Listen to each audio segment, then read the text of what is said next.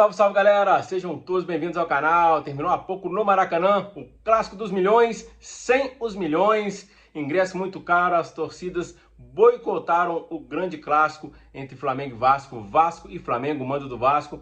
Menos de 40 mil pagantes estiveram no Maracanã para acompanhar um bom jogo de futebol entre as duas equipes. Um jogo muito equilibrado na primeira etapa, na segunda etapa o Flamengo foi um pouco superior e ficou no 0 a 0. Os dois goleiros trabalharam muito, especialmente o goleiro do Vasco, Léo Jardim, na segunda etapa.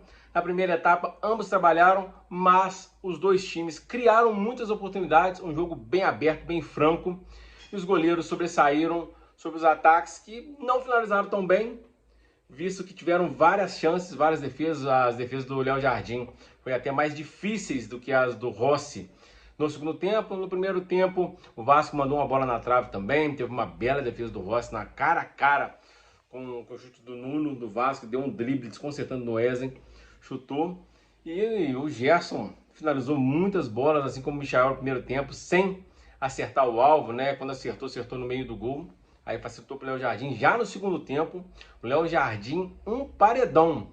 Pegou a cabeçada do Pedro, cabeçada do Cebolinha, tudo a queima-roupa, tudo no chão, defesas difíceis. O jogo ficou no 0 a 0, um bom clássico para quem foi no Maracanã e também para quem ficou de casa assistindo pela Amazon Prime, com narração do Galvão Bueno, isso mesmo, Galvão Bueno, narrando o Clássico dos Milhões. Quanto tempo que não via Galvão Bueno narrando o jogo do Flamengo contra o Vasco.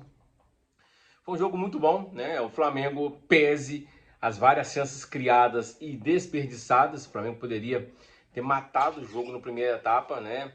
Assim como também poderia ter tomado 2 gols e o Vasco ter matado o jogo. Foi um jogo franco no primeiro tempo. Já no segundo tempo, o Flamengo foi soberano, o Vasco meio que deu uma cansada. O Flamengo tem um time mais técnico, fica mais tempo com a bola, então faz o adversário correr mais. Então o Vasco correu muito no primeiro tempo, igualou o jogo foi muito igual no primeiro tempo. Se tivesse terminado 2 a 2 no primeiro tempo, estaria justo. O Flamengo um pouquinho superior, porque o Flamengo propõe mais o jogo, tem mais a bola. Mas o Flamengo voltou os velhos problemas de sempre. Cria e perde muitos gols, né? Todos os gols que fizeram contra a Juventude fizeram falta hoje devido às grandes oportunidades criadas. Óbvio, você tem que dar mérito ao goleiro do Vasco, o Léo Jardim, que pegou muito, mas quando finaliza no canto, um pouco tirando mais do goleiro, né, a probabilidade de ser gol é maior. Tá certo que as cabeçadas que o Léo Jardim pegou, principalmente a do Cebolinha e a do Pedro, já no contrapé, no chão, foi coisa de cinema. Como a gente gosta de brincar, né? Goleiro do futebol brasileiro contra o Flamengo vira o Neuer, vira o Buffon, coisa de maluco. E o Vasco hoje também, diferente dos jogos do Campeonato Estadual e também do Brasileirão do ano passado, o Vasco competiu, jogou bem, especialmente no primeiro tempo. Né? O time do Vasco foi um time que conseguiu sair para o jogo, não foi aquele time que ficou se acovardando lá atrás, como foi no Carioca, só se defendendo e levando o gol. Hoje o Vasco propôs, jogou, deu muita dificuldade para a defesa do Flamengo.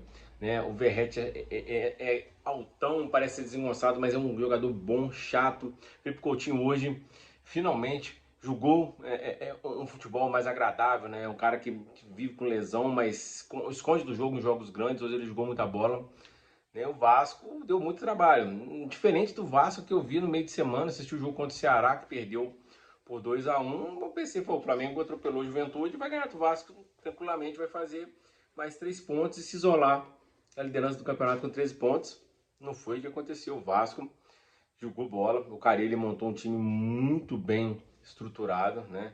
O time do Vasco, nos momentos no segundo tempo que o Vasco parecia que ia levar o gol, o Carille ia lá, mexia, colocava peça nova, jogador descansado para poder marcar as linhas do Flamengo, e o Flamengo desperdiçou muitos gols, né?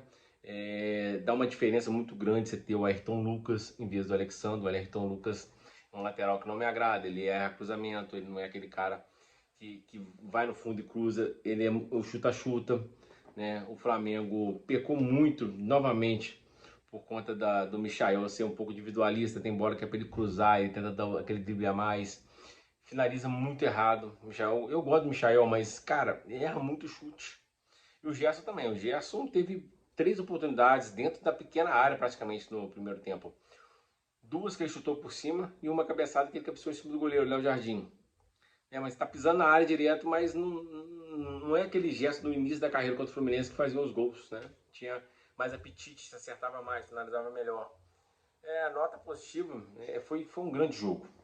A negativa, óbvio, foi o público que não foi ao campo, e faz muito bem a torcida do Flamengo e do Vasco de não ir ao estádio.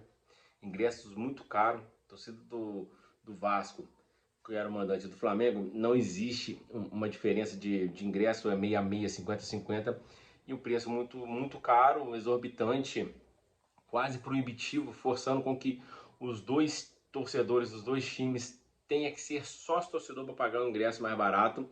E cara, tá tudo muito caro e não dá pro cara tirar 200 conto, 150 conto, 300, 400 conto todo mês para poder bancar sócio torcedor de clube que tem milhões de patrocinador massa, de patrocinador de manga de camisa, de short, de meião, de caramba 4.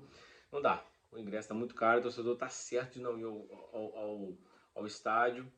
Mas, óbvio, quem assistiu o jogo hoje ficou satisfeito com um grande jogo. Óbvio, ambos os torcedores queriam a vitória. O Flamengo teve muito mais perto da vitória no segundo tempo, mas esbarrou de novo no famoso arame liso, aquele onde que ninguém machuca. Ataca, ataca, ataca e perde muitos gols. Contra o Juventude foi assim, fez 6 gols, mas perdeu uns 4, 5. E sempre vai haver um jogo que o time vai criar, não vai fazer e bobear vai tomar. E hoje poderia ter tomado. O Filipe Luiz começou a mexer cedo no segundo tempo, já poupando jogadores para o jogo decisivo no meio de semana. Já na terceira rodada já tem um jogo decisivo contra a LDU em Quito, na altitude.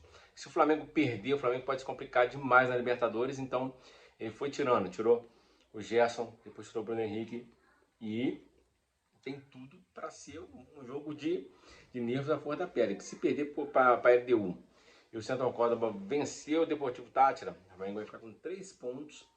E os outros dois, LDU e o Central Córdoba, vai para 7, ou seja, vai abrir 4 pontos, faltando 3 rodadas. Vai complicar demais o Flamengo. Jogo de hoje, um jogaço, finalmente o Vasco voltou a ser aquele Vasco. Assim como o Flamengo, quando era inferior ao Vasco, era Flamengo. Sempre foi assim, quem é mais velho sabe. Lá no final dos anos 90, início dos anos 2000, o Vasco tinha uma seleção. O Vasco de 97 até 2000 era uma seleção, e o Flamengo com times inferiores que sempre ficava do meio da tabela do Brasileirão para baixo, sempre lutando para não cair. Ia lá fazer jogo franco com o Vasco e foi tricampeão em cima daquele Vasco que ganhou tudo no final dos anos 90 e início dos anos 2000. E o Flamengo venceu esse timaço. Assim como o Vasco tendo um time inferior, com menos recursos, com esse problema aí de SAF, o Vasco tem tudo por conta da camisa, a história do clássico, é o maior clássico do futebol do Rio de Janeiro, um dos maiores clássicos do mundo de rivalidade, caiu muito essa rivalidade por conta do Vasco ter se inferiorizado nos últimos 25 anos, O Vasco, desde aquele título da João Avelange em 2000 para cá, ele sofreu com más administrações e elencos ruins, fuga de patrocinadores.